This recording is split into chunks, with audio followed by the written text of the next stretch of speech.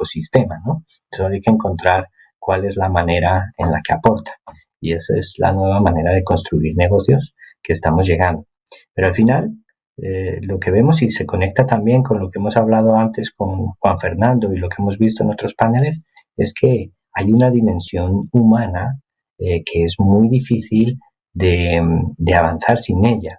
Todo lo que hacemos, aparte de que parte de seres humanos, que es lo que somos, resulta que pretendemos hacerlo, objetivizarlo, convertirlo en una estrategia, volverlo en un elemento numérico, y hay una dimensión propia de las personas y de los grupos sociales que nos determina al final en lo que construimos. Lo llevamos dentro y de alguna manera lo determina. Y por eso tenemos también, para cerrar en este ámbito de capacidades con nosotros, a Pilar Ibáñez, que ella es experta precisamente en este tema. Ella es una de las la directiva de Mujeres TIC, y aparte es ella también escritora, emprendedora, empresaria, y yo creo que también es una total mindfulness. Así que aquí la dejamos a continuación con Pilar para que nos traslade esa dimensión humana que ahora necesitamos para emprender. Isla, muchas gracias. Bueno, muchas gracias por invitarme a este evento. La verdad, estoy honrada de estar aquí acompañándolos y muchas gracias además a Israel, a For Growthy, a Juan y a Javier que los acabo de escuchar y me parece muy chévere que me ha tocado últimas para ir tomando como apuntes también de lo que iban diciendo, porque pues vamos a hablar en este ratico de la capacidad humana. Y obviamente esto se los voy a contar desde mi óptica de empresaria, de estar trabajando en el mundo de la tecnología, de manejar equipos de emprendimiento, pero también desde el doctorado en psicología. Entonces, digamos que yo a lo que me dedico es a analizar comportamiento humano y en cada uno de los ámbitos y ahorita pues en el ámbito de la tecnología. Entonces, hoy con el mensaje más importante que quiero que ustedes se queden es que lo más importante en un negocio y sobre todo en temas digitales es la gente. Y cuando estoy hablando de la gente, estoy hablando del equipo o de los usuarios y los clientes, que al final digamos que va a ser como el todo, porque nosotros a veces podemos tener una súper buena estrategia, pero tenemos una pésima cultura y como ustedes yo creo que alguna vez han escuchado esa frase que dice que la cultura se come la estrategia a la hora del desayuno, pues es que es así.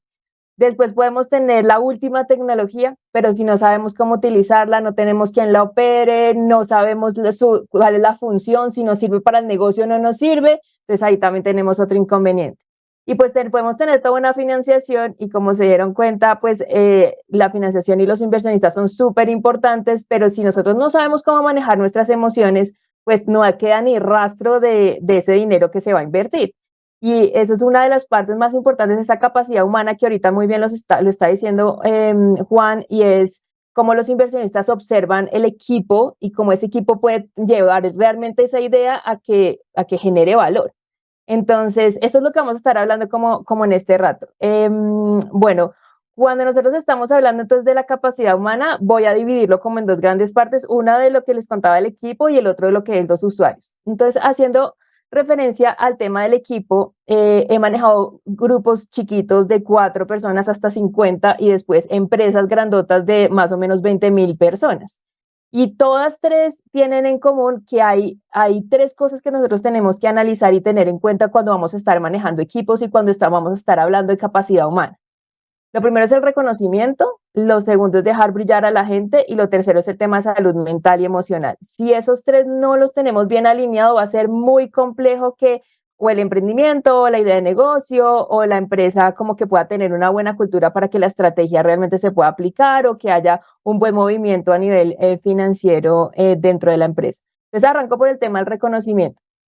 Yo creo que la forma más fácil de explicar el tema de reconocimiento es cuando nosotros en la vida hemos estado enamorados. Y yo creo que todos los que están aquí viendo esta conferencia el día de hoy, pues alguna vez en su vida se han enamorado. Y cuando uno está enamorado, uno hace lo que sea por la otra persona.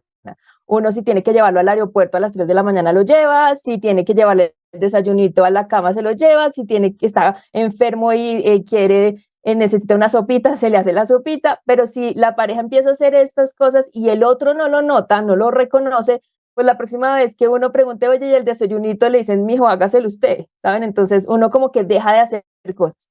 En la empresa sucede exactamente lo mismo y en los equipos sucede exactamente lo mismo. Entonces, en la medida en las que personas se sienten reconocidas dentro de la empresa, hay mayor compromiso, hay mayor vinculación, hay la posibilidad de que hagan como que haya una extramilla, que hagan como eso adicional. Si no, vamos a tener un grupo de personas que si nosotros les decimos no van a dar ni siquiera la, sino el antes de la, o sea, no va a haber como ese avance, y si a mí no me reconocen, hay un tema detrás como de falta de valor, una falta como de valor. Y se dan cuenta que nosotros normalmente el reconocimiento lo atamos a todo lo que sean las fortalezas. Y que ahorita más Juan estaba comentando el tema de los talentos. Entonces siempre van anclados, pero si nosotros no sabemos cuáles son los talentos de nuestra gente, tampoco conocemos cuáles son los nuestros, pues va a ser muy difícil también que podamos reconocerlos y además valorarlos. Entonces, aquí voy con el segundo punto y es el tema de hacer brillar a la gente, y aquí hablo un poco desde el punto de vista del liderazgo. Resulta que nos sucede mucho en la mayoría de las empresas que tenemos, el equipo se conforma por una persona que es como el jefe y los demás como que lo siguen, o sea, como que hay un jefe y unos seguidores, y ese formato nos funciona hasta un punto. Pero si nosotros más bien pasamos ese jefe a un liderazgo, pues es muchísimo más fácil que la gente se quede y que avance y haga como esa extramilla que estábamos comentando. Entonces yo les cuento, hace mucho tiempo en mi vida pasada, puedo decirlo, porque hace 12 años yo dejé de litigar, alcancé a litigar unos 7 años de mi vida, y hace 12 para acá me dedico a todos los temas de bienestar y felicidad corporativo. Cuando estaba en esa otra vida, yo me acuerdo perfectamente que yo estaba trabajando en una firma de abogados.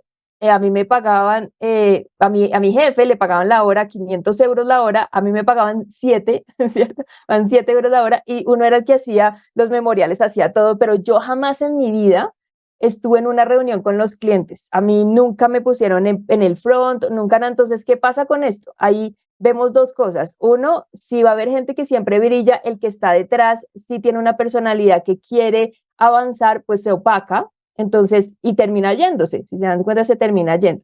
Entonces, por eso es muy importante que nosotros identifiquemos, primero, cuáles son los talentos y las fortalezas del equipo, y segundo, que empecemos a echarlos al agua.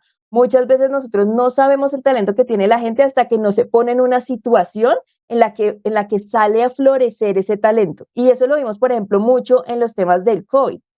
Cuando llegó el COVID, teníamos grupos de personas que estaban acostumbradas a hacer las cosas de una misma forma. Pero en la medida en la que llegó COVID, les tocó sacar algunos, no todos, porque va a depender de su tipo de personalidad, les tocó sacar como un chip de emprendedor o de un mindset diferente o de resiliencia, o venga, hagámoslo por este lado, que antes en la zona de confort en la cual se encontraban no iban a poder desarrollar ese talento que estaba por allá como guardado, porque no había ni la necesidad, ni el espacio, ni había algo que los hubiera empujado. Y miren que a muchos les sucedió que durante muchísimo tiempo dijeron, no, yo soy negado para la tecnología. Pero una vez llega COVID, pues no eras tan negado, porque te tocó entrar a Zoom, mirar cómo funciona, mirar cómo funcionan todo el tema de las aplicaciones, o sea, te tocó entrar en ese mundo, y ahí empezaste a desarrollar otras fortalezas que al principio no tenías. Entonces, hay algo que a mí me gusta mucho, y es el Martin Seligman y la Universidad de Pensilvania tienen un diagnóstico muy interesante que se llama las 24 fortalezas del carácter. Y uno debería con todos sus equipos hacer ese pequeño diagnóstico que es gratuito. Le sale a uno cuáles son las 24 fortalezas, pero sobre todo las más importantes son esas 5 primeras. Y en esas 5 primeras es como el signature, es como las fortalezas que a nosotros más nos mueven. Y esas serían las que nosotros como líderes y los jefes deberían ayudar a potencializar. Y ahí entre esas hay muchas que hoy llaman habilidades blandas. A mí me gusta más llamarlas habilidades como que potencializan, que fortalecen. Una de ellas, y esto lo conecto con algo que decía Juan, es la determinación. La determinación es la mezcla de dos subfortalezas, que es la pasión y la perseverancia. Entonces, la doctora Angela Dorwood de la Universidad de Pensilvania tiene un libro muy interesante que se llama Grit. Grit traduce determinación. Ella hizo un estudio a Fuerzas Armadas de los Estados Unidos, personas que generaban que eran muy exitosos, algunas personas que eran muy talentosas y artistas. Y evidenció que había personas que tenían a veces muchos talentos, pero que no lograban llegar al cumplimiento de esa meta o ese sueño. Entonces, ¿qué pasa con esas personas? ¿Y qué pasa con los que pareciera que no tienen tanto talento, pero oye, donde ponen el ojo, allá llegaron y lo lograron? Entonces, ¿cuál era la diferencia entre las dos? Y se dio cuenta que era la determinación. que, como les cuento, es la suma entre la pasión y la perseverancia. En todos los países de Latinoamérica nos sucede una cantidad que o tenemos pasión, pero nos falta perseverancia, o tenemos perseverancia, pero nos falta pasión. Entonces, si no hay la mezcla de las dos, es muy difícil llevar adelante una idea de negocio.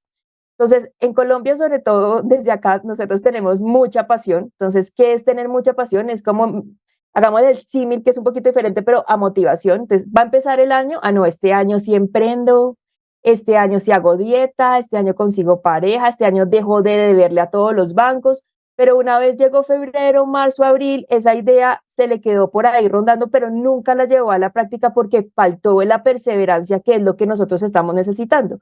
Es muy interesante porque, como les contaba antes Juan, es todos estos emprendedores que son súper soñadores, pero que no tienen ese coequipero administrativo que coge esas ideas y como que las plasma y las arranca y las potencializa y da como esa disciplina en el tiempo. Entonces, esa mezcla entre las dos cosas.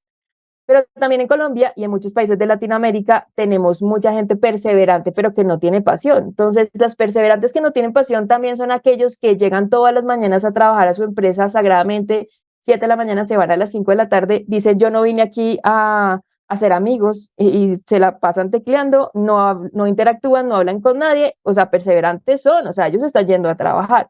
Pero que uno diga, no, qué nivel de motivación, mejor dicho, qué ideas tan maravillosas que le surgen, ahí no va a pasar nada más sino una zona de confort y de monotonía constante. Entonces, nosotros en todos los modelos de las ideas, en los modelos de negocio, sea digital o no, es muy importante que tengamos la mezcla de las dos, o la pasión y perseverancia, y que eso nos dé como esa suma de determinación. Ahora, esto también se suma a, dentro de todas esas fortalezas que tenemos que ayudarle a desarrollar al equipo, es toda la gestión de las emociones se mezcla aquí. Entonces, a nosotros, ni en el colegio ni en la universidad, sino es la vida la que nos va enseñando a gestionar las emociones, y en la medida en la que más las gestionemos, pues vamos a poder avanzar en nuestros negocios de una forma más afortunada. Porque como a nosotros no nos enseñaron esto, sino que aprendemos de prueba de horror y dándonos contra las paredes casi, entonces tenemos a veces muchos inconvenientes. Entonces, la mayoría de las decisiones que nosotros tomamos, el 80% de las decisiones que tomamos son súper emocionales. Y cuando estamos emprendiendo, esa emoción en algunas cosas no nos sirve tanto. Y sobre todo, en esta nueva generación que está surgiendo, el tema de ser tan, de no manejar, por ejemplo, un no, ¿listo? No manejar el no. Entonces, el manejo del no es algo que tenemos que nosotros estar trabajando constantemente, porque cuando uno está emprendiendo se va a enfrentar a 10.000 nos por 1.200 razones, porque al cliente no le gustó, la persona no le parece, no es el momento adecuado, el timing es súper importante, no estamos dando el discurso como lo tenemos que dar. Tantas veces que uno se presenta a paneles de inversionistas, 1.000 veces le van a uno a decir que no por 3.200 razones. Entonces, en la medida en la que la gente no sepa manejar ese no y se frustra, pues ahí va a ser muy complicado que puedan emprender, porque siempre en la primera parte de una carrera de cuando uno inicia a emprender, pues se va a encontrar con demasiados nos. Y en la medida en la que nosotros aprendamos a gestionarlos y tomemos el no como que ya lo sabemos desde el principio que el no va a haber, entonces, ¿cómo hago para darle la vuelta a ese no y no me frustro? Pues ahí vamos a lograr crear un equipo muy interesante para nuestros emprendimientos. Entonces, digamos que el líder, a mí me gusta mucho que sea una persona que ayuda a brillar a las otras personas, o sea, se dio cuenta cuáles eran sus fortalezas, pero decidió a monitorear cuáles eran las fortalezas de los miembros de su equipo y ayudarlos un poco como a brillar y a surgir y echarlos mucho al agua para que nazca eso por dentro. Y en el tema de salud mental, pues aquí vemos es más el manejo de las emociones y mantener el equilibrio, ¿no? Sobre todo el equilibrio y la madurez al momento de emprender. Eso va a ser súper importante pues para que lo que vaya surgiendo en el camino pues se pueda lograr. Ahora, en esta segunda parte, entonces al principio les dije que iba a hablar del equipo, aquí ahora quiero irme un momentico a la capacidad humana desde el punto de vista de los usuarios y sobre todo clientes usuarios y este tema de la venta. Nosotros, los emprendedores y la gente, los seres humanos son los que crean la idea, crean el negocio, crean el emprendimiento, crean la empresa, pero nos vamos a tener que enfrentar del otro lado también a otras capacidades humanas y a otros seres humanos que van a ser nuestros clientes y nuestros usuarios. Y ahí aplica todo lo anterior que les contaba, pero también mucho, algo muy interesante y es lo que les contaba, que el 80% de las decisiones que tomamos y que toma un cliente cuando va a pasar a ser nuestro cliente son emocionales. Entonces, está científicamente comprobado, y esto lo hemos visto, lo he visto muchísimo en el doctorado, que las emociones impactan de forma positiva o negativa en la memoria, en la atención, donde ellos están poniendo su foco y en la toma de decisión, al final, pues, la venta o lo que vaya a suceder allí.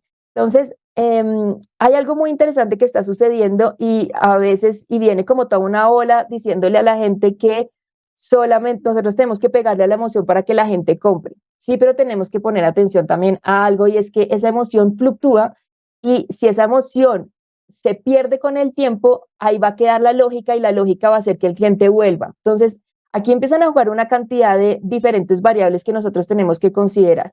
Entonces, les voy a poner un ejemplo. Imagínense que nosotros estamos viendo en Instagram muchos servicios y productos que tienen que ver con adelgazarse o con volverse millonario con una declaración positiva, o en redes sociales vemos mucho a personas que muestran la casa en la que quieres estar, las vacaciones donde quieres estar, la pareja que desearías tener, y solamente haciendo pues clic y pagar ya, mejor yo, se le cambió la vida. Pero mucha atención, porque esta publicidad aquí, además la forma en la que le estamos vendiendo a la gente todo de forma como que pareciera que es súper fácil, resulta que nosotros a veces no sabemos qué pasa una vez esa persona compró nuestro producto, nuestro servicio, qué pasa después con ese ser humano. Entonces a veces nos fijamos mucho como en las tendencias y lo que nos está botando la métrica y las tendencias, pero no vamos más adentro, sino nos quedamos como en la superficie. Y resulta que cuando esa persona va y compra esa dieta o ese plan de ejercicio, se baja la aplicación para conseguir esa pareja, compra el producto, lo que esté comprando, se compra el curso este de volverse supermillonario, y resulta que después nadie le dijo desde el principio, oye, pero tú tienes que hacer esfuerzo. Es decir, tienes que hacer el ejercicio. Es decir, tienes que comer de forma saludable. Es decir, tienes que administrar bien tu dinero. Es decir, quieres una pareja, te toca hacer el esfuerzo para ir a conocerla o conocerlo, y además empezar una relación entre humanos que tiene sus complejidades. Entonces, cuando uno no sabe y solamente se guía por la superficie y no sabemos lo que está pasando detrás y el esfuerzo adicional que le toca hacer a la gente para que funcione realmente, lo que sucede es que nosotros terminamos vendiendo una cosa que no es real. No es real, y la gente lo va a notar con el tiempo, y después nos preguntamos, pero ¿por qué los clientes o los usuarios no vuelven? No vuelven porque nosotros nos quedamos en la superficie, en esa venta inicial, pero no escalamos a que detrás de eso había un ser humano con una cantidad de complejidades que tenemos que analizar, y con una cantidad de emociones, decisiones lógicas que suceden ahí detrás. Entonces, a mí me gusta mucho un caso que yo creo que ustedes de pronto lo conocen, y si lo conocen me encanta, y si no, un recorderis aquí, que era el caso de Sapos. Y en el caso de Sapos, hace mucho tiempo, cuando empezaron a abrir la empresa, se recuerdan que ellos querían vender zapatos por internet, y pues hoy todo el mundo compra zapatos por internet, pero en esa época, pues vender zapatos por internet, cuando no estamos en esta era tan digital, pues era muy complejo, porque sobre todo porque eran zapatos que tenían que ver con mujeres, uno le gusta medírselo, a ver cómo se le ve en el pie, el material, cómo se ve el cuerpo con ese zapato, hay una cantidad de variables. Entonces, les estaba yendo muy mal, y hubo una persona que llegó al equipo y fue maravillosa esta idea, dijo, venga, démosle un plus, esta propuesta de valor a nuestras clientas, y es que digámosles, vayan a la plataforma, miren qué zapatos les gusta, tranquila, pida uno, pida 50, yo corro con los gastos de envío hasta su casa, en su casa se los mide con toda la tranquilidad, 800 veces, y los que no le guste, pues devuélvalos. Entonces, y nosotros también pagamos ese envío de vuelta. Y al principio obviamente era como, pero ¿qué es esa idea de negocio tan loca? O sea, nada que ver, ¿cómo así que más encima que no están pagando los productos, más encima yo le voy a pagar el envío?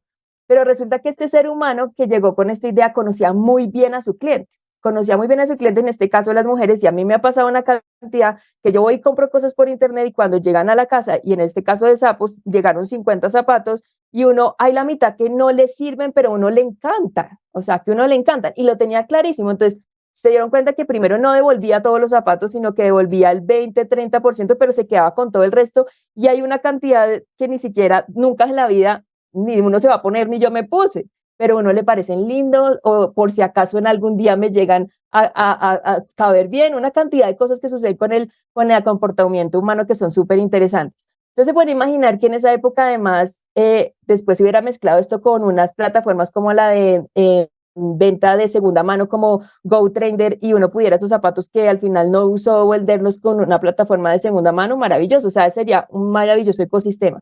Entonces, ¿por qué pasa esto? Es porque yo no me quedo solamente en la superficie, sino que voy y miro qué está haciendo la persona detrás. detrás de la tendencia, detrás del clic, detrás de que fue a la página web, qué pasa con ese ser humano. Y para eso a veces nos toca a nosotros conocer la gente.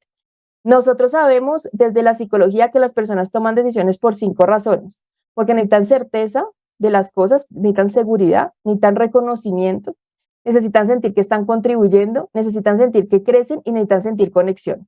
Cuando nosotros entendemos qué es lo que está pasando y detrás, que al final si se dan cuenta es que es una forma de llegar a esta felicidad, que es, digamos, una de las cosas que uno trabaja mucho a nivel científico, es qué está pasando detrás con estos clientes y cómo logramos que lleguen realmente a sentirse felices en su entorno y con todo lo que está sucediendo y con la idea de negocio. Entonces, para finalizar y dejarnos aquí como con esta idea es, la capacidad humana es súper importante. Si nosotros tenemos una muy buena estrategia, tenemos el dinero, tenemos la tecnología, pero no cuidamos la capacidad humana, no sabemos cómo funciona el comportamiento humano, cómo funcionamos nosotros, cómo son nuestras fortalezas, cómo funciona nuestro cliente, pues es muy difícil que esa idea de negocio, que ese emprendimiento logre pasar el año, los 2 años, los 3 años o llegar a ser exitoso. Entonces, pongámosle mucha atención a esto, fijémonos en los comportamientos de la gente, conozcámonos nosotros mismos, por qué tomamos las decisiones, cómo fluctúan nuestras emociones y ahí pueden darse cosas muy interesantes alrededor del tema y pues que logremos que nuestros emprendimientos y las ideas que todos ustedes tienen pues puedan tener visto bueno y logren cumplir sus metas y sus sueños, que eso es lo que estamos esperando acá.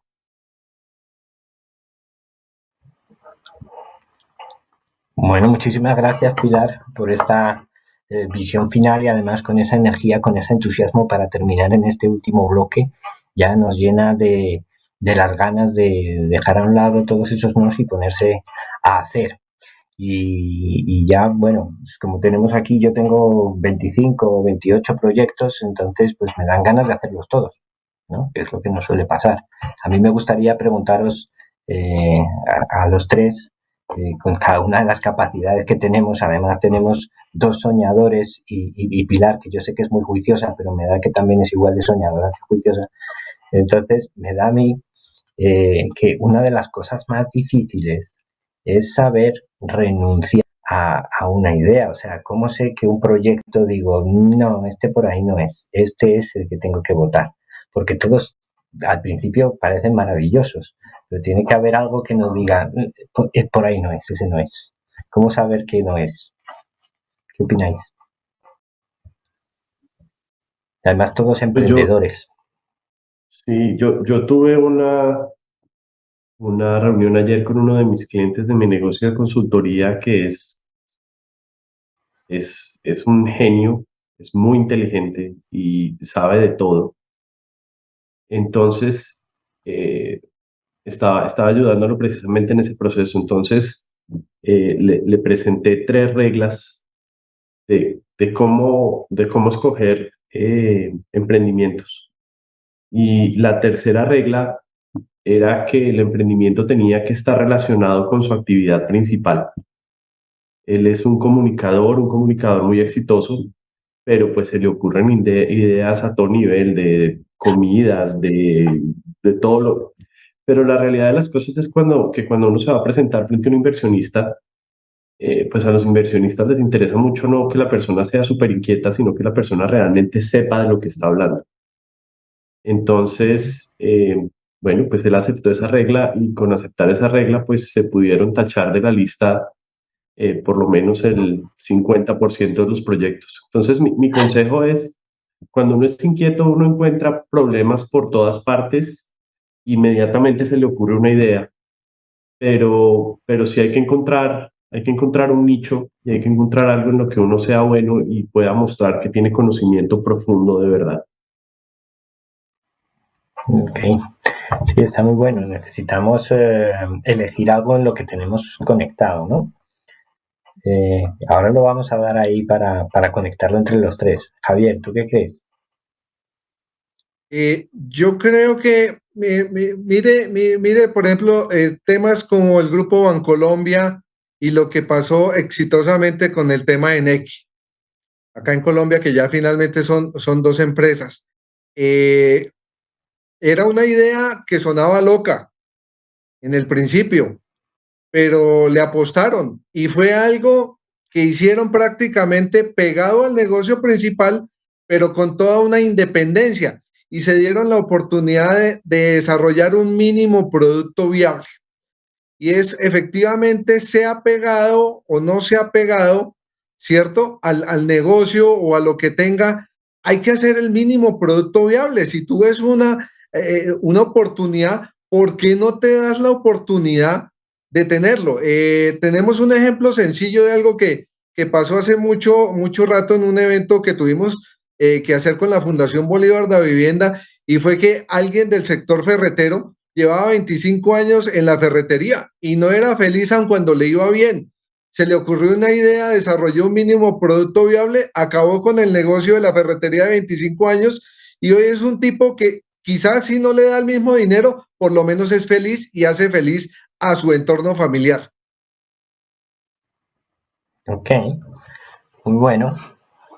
¿Y tú, Pilar? Bueno, yo tengo que contarles en mi caso particular, dos cosas. Uno, y me pegó un poquito también a lo que estaban comentando mis compañeros, y es, para mí es un tema de tiempo. Entonces, yo quisiera hacer todo al mismo tiempo, y en mi caso, pues es 2 carreras, una especialización, 3 maestrías y estoy haciendo el doctorado y hago una cantidad de cosas al mismo tiempo y es como, ¿a qué hora? O sea, pero yo soy de las personas que soy demasiado organizada con el tiempo, lo que no le pasa a todo el mundo. Entonces, si yo voy a empezar un emprendimiento, tengo que saber porcentualmente, teniendo en cuenta que yo tengo que dormir, tengo que descansar, tengo que comer, porcentualmente cuánto estoy dispuesta de mi energía y de mi tiempo y que realmente puedo invertirle a eso. Porque yo puedo tener muchas ideas, pero si no tengo el tiempo para ejecutarlas, pues está muy bonito, pero ¿a qué horas? Es que uno nosotros tenemos 24/7, no tenemos más y hay una parte importante en la que tenemos que descansar para poder estar funcionando. Entonces, eso por un lado, entonces siempre lo mido como qué tanto tiempo tengo realmente para esto y cómo puedo llevarlo realmente a cabo. Y lo segundo, yo aplico una cosa que se llama la ley del 5 - 2 y 5 + 2. Eso quiere decir 5 - 2, 3. Eso quiere decir que mínimo intento las cosas 3 veces de la misma forma, con la misma energía, con la misma gente, de la misma forma en la que me presenté a los inversionistas, la misma idea, todo mínimo 3. Menos de eso quiere decir no estoy comprometida con el emprendimiento ni la idea, nada. Y máximo 7 de la misma forma, con la misma gente, todo igualito. Ya más de eso es como no se aterca que por ahí no es. Entonces ahí le toca a uno o cambiar o mirar si es el discurso que estoy echando mal o el nicho no es el que es o la idea está muy chiflada y no es el timing, porque también puede ser que sea demasiado futurista y la gente todavía no tenga ni idea y nos vamos ahí, muy caso Steve Jobs, pero puede suceder. Entonces, regla es 5 - 2 y 5 + 2, para que se acuerden de la regla. Está buenísimo. Fijaos que entre lo que habéis visto había una idea de que, oye, tiene que ser de lo tuyo es lo que conoces, es tu campo. Habéis puesto el tema de tienes que testarlo porque es que si no, eso es una locura. Y además es que te tiene que encajar en tus capacidades de tiempo. Es algo que tienes que poder gestionar y lo tienes que dedicar en un tiempo de veces, ¿no? Y tenemos capacidades y por completar, no sé si no nos damos cuenta, por llamarlo de alguna manera, de nuestras discapacidades. Es decir, por lo que fallan muchas veces muchos de los negocios, no es por todo lo que tienen, sino por la discapacidad que no conocían. Pues decir, claro, si yo no estoy contabilizando el tiempo, y si yo no estoy contabilizando que sí, esto se puede hacer porque otros lo hacen, sí, pero es que tú no conoces a nadie en ese mundo, en ese sector, tú no eres nadie. O sea, nadie te va a abrir la puerta en ese entorno. O si tú te quieres mover en el ámbito y decir, bueno, pero es que claro, cuando vengan a comprarme yo no tengo ninguna tecnología, si no sé cómo funciona. Hay que darse cuenta de cuáles son las discapacidades, ¿no? Que no quiere decir que las tengas, pero las tendrás que compensar. ¿Vosotros habéis tenido que identificar alguna, por así decir, discapacidad que teníais para poder llegar o no? Sí, total. Esa es una de las cosas que a mí más me ha pasado y es, y tal vez se comulga un poquito con lo que estábamos hablando hace un momento y es las ideas, pues hay que analizarlas dentro de las capacidades de uno, pero también en el contexto de las personas que las van a recibir, porque muchas veces me ha pasado que no solamente la idea puede que esté por fuera de mis capacidades, y uno puede traer gente al equipo que tenga esas capacidades, pero lo que uno sí no puede sobreponer es cuando uno va a salir y nadie le entiende la idea, porque, porque no sé, no es el momento. Y me Sí, pareció excelente lo de 5 menos 2 y 5 más 2 porque yo a veces he perseverado como 26 veces en una idea que cada vez que la cuento todo el mundo queda como los perritos cuando hacen así. sí. Buenísimo, buenísimo, esa capacidad. ¿Y de ti, Javier? Bueno, no, ¿Te yo creo faltaron que capacidades en alguna hay, otra punta? hay tres valores supremamente importantes que hay que ver cuando uno analiza el ecosistema y es parte de lo que vamos a ver en el taller del 24 para todos los que asistan.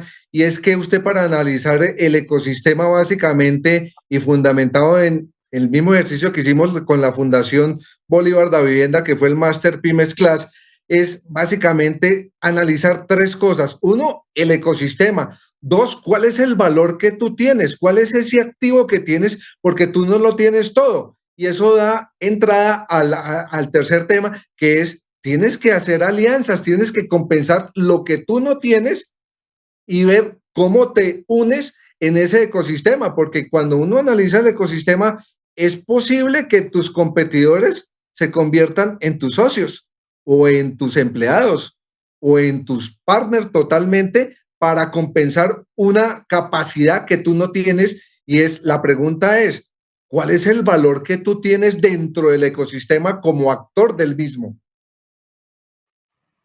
Correcto, buenísimo. ¿Pilar? Yo, bueno, muchas, o sea, muchas. Cuando yo hice mi diagnóstico de las 24 fortalezas de Martin Seligman, obviamente en las 5 primeras, pues tengo la pasión, la perseverancia, el amor por el aprendizaje y la espiritualidad, y ahí entre otras. Pero por allá al final de eso, me faltó mucho, por ejemplo, la paciencia, de las que está por allá bien lejitos, y uno a veces cuando está emprendiendo necesita mucha paciencia. Gracias a Dios tengo la perseverancia, pero uno quisiera que todo pasara ya. ¿Listo? Entonces, ahí esa es una de las cosas que yo creo que con el tiempo, gracias al equipo que tenemos, hay unos que van como a otro timing, que eso ha sido muy interesante y es que como que lo tranquilizan a uno y como, espera, todo tiene su proceso, para que nazca un bebé tiene su proceso de 9 meses, o sea, todo en la naturaleza tiene su proceso, entonces uno tiene que acostumbrarse uno como que también como al nivel natural en el que suceden las cosas, al pace como natural. Entonces yo creo que esas son de las cosas que más me ha enseñado como la vida en estos temas del emprendimiento, es oye, uno puede tener mucha perseverancia, pero también toca tener mucha paciencia porque cada proceso lleva como su tiempo, su timing. Los inversionistas pueden durar un tiempo en el que van a estar pensando si sí o si no, tienen más preguntas. Entonces, uno a veces por el acelere también como que no se disfruta como cada momento en el que van sucediendo las cosas. Entonces, con eso, por ejemplo, yo ahorita ya tengo una bitácora de la empresa y entonces ahí voy poniendo todo lo que va sucediendo para que cuando ya hayan pasado 10 años podamos volver a leer esa bitácora y decir, uy, mira, en el año 1 tuvimos esta embarrada, pasó esto, después sucedió esto súper chévere, y uno pueda ir llevando como ese conteo histórico también como de ese proceso que es pues parte de emprender y de meterse en este mundo. Muy bueno.